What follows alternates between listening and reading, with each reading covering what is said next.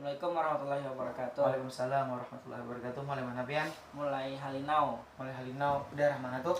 daerah Kecamatan Alaluh, Kabupaten Banjar. Jauhnya dari situ mah Pak? Hendak sini, Nggih. hendak konseling lawan pian. Mana konseling lah, siapa nama pian dulu? Nama ulun Muhammad Asli. Oh, namanya Muhammad Asli lah.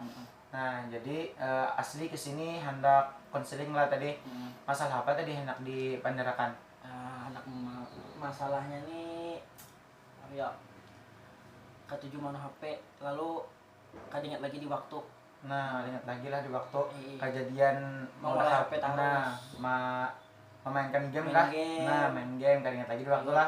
Sampai keinget belajar. Iya. Apalagi Ada sembahyang. sembahyang. Nah itu Pang, jadi di kala pandemi ini, daerah pandemi ini masalah yang kayak ini banyak benar. Jadi kada Muhammad Asli aja yang mengalami masalah seperti ini. Nah jadi sebelum konseling kita mulai, nah jadi ada beberapa ketentuan atau aturan ya, bisa disebut asas lah. Jadi ada 3 asas dalam konseling ini yang harus kita terapkan. Nah jelaskan yang saya jelaskan dulu lah. Yang pertama asas kerahasiaan, di mana asas kerahasiaan tersebut itu adalah apabila saudara Asli menceritakan apapun rahasia yang ada atau masalah apa yang ada, saya siap untuk memegang rahasia tersebut. Jadi kada ulun panderakan kemana-mana tenang istilahnya.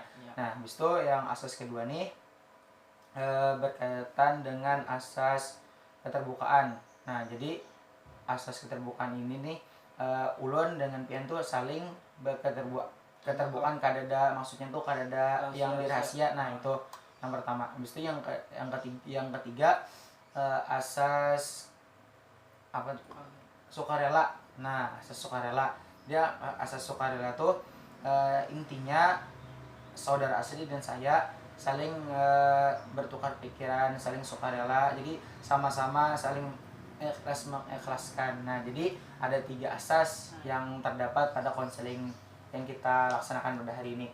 Nah jadi tadi masalahnya adalah susah Kelancaran main HP. Nah kelancaran menggunakan HP lah. Jadi kayaknya lagi belajar waktu, kada sembahyang lah, rancak ketaguran ya lo.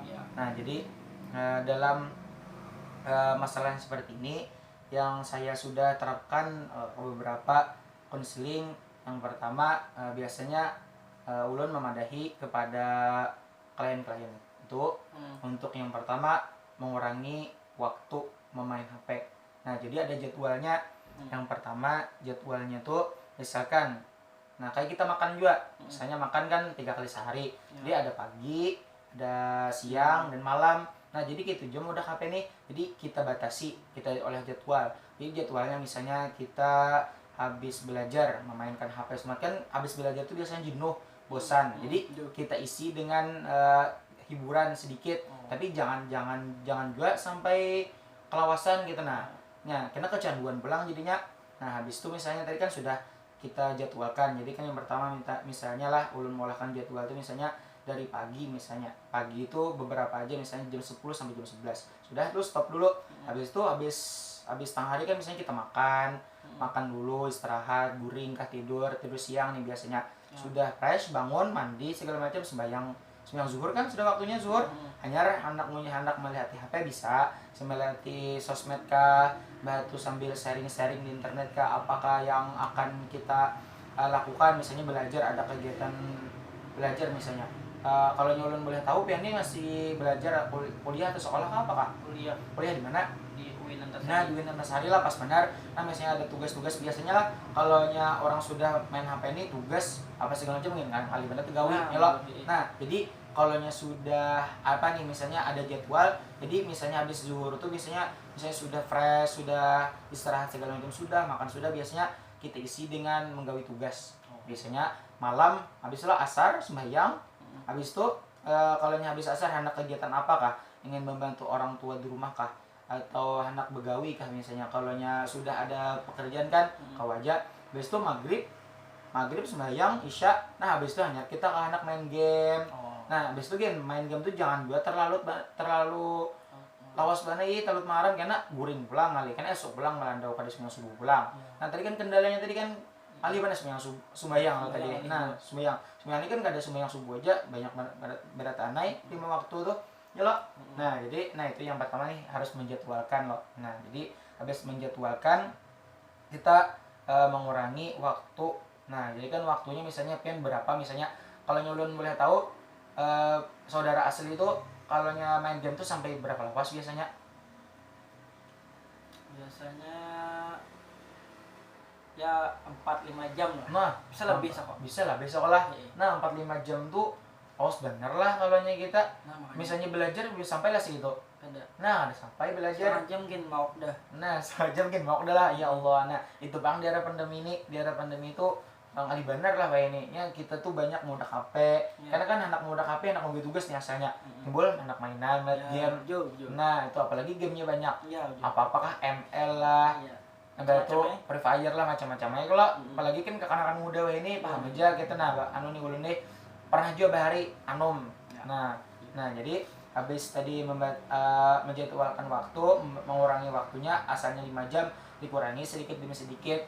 Nah habis itu lah ada kena ancaman bagi orang yang kecanduan nih. Kecanduan tuh lah saudara asli lah kada hanya kecanduan misalnya narkoba ada. Kada hanya kecanduan obat-obatan apa segala macam ada. Jadi Allah Ta'ala itu berfirman bahwasanya di dalam Al-Quran itu ada mengatakan firman Allah nih mengatakan lawan umat-umatnya lawan hamba-hambanya bahwasanya yang kecanduan itu tidak hanya obat-obatan segala macam apabila kita tuh sudah mengerjakan suatu hal yang tidak baik kita tuh kecanduan. Nah maka itu dikategorikan haram. Nah kayak itu jadi kan apabila kita tuh kayak main game dari kecanduan sampai 5 jam tuh kada ingat sembahyang itu kan hal-hal yang tidak baik. Kalau saya meninggal makan karena kada batu belajar ngalih apalagi ke kuitan kayaknya dulu mak gitu. Nah yalah nah itu haram sudah. Nah karena kita kecanduan tadi hanya tidak hanya obat-obatan tuh ada. Jadi apabila kecanduan itu maka dikategorikan haram. Nah apabila kayak misalnya kayak sembahyang bilang fawailul lil musallin jar. Nah celaka orang sholat. Kenapa jadi orang sembahyang celaka? Karena apa? Karena melambatkan melalaikan waktunya. Nah jangankan kita meninggalkan melalaikan aja. Dalam surah Al-Ma'un tadi itu dikategorikan orang yang celaka. Nah itu sampai lah sudah 10 menit. Nah makanya itu jadi harus membagi waktu. Habis membagi waktu tadi menjadwalkan waktu. Habis itu tadi melihat bahwasanya ada ancaman bagi orang-orang yang melalaikan waktunya. Habis itu sembahyangnya kada tepat waktu. Nah tadi itu ada menggawi hal-hal yang membuat kita kecanduan HP, game online dan lain sebagainya itu maka dikategorikan haram. Nah bagaimana? Adakah lagi yang ingin ditanyakan? Kada lagi bang. Nah kada ada lagi lah. Itu aja lah yang ditanyakan tadi. Nah jadi untuk hal ini dapat disimpulkan bahwasanya setiap hal apa saja yang membuat kecanduan maka akan dikategorikan haram. Jadi jangan hanya menganggap obat-obatan haram, habis itu judi dan segala macam itu haram. Jadi apabila ada kecanduan suatu hal yang tidak baik maka akan dikategorikan haram. Nah jadi itu saja yang dapat saya sampaikan untuk solusi dari masalah yang saudara asli ingin konsultasikan di sini.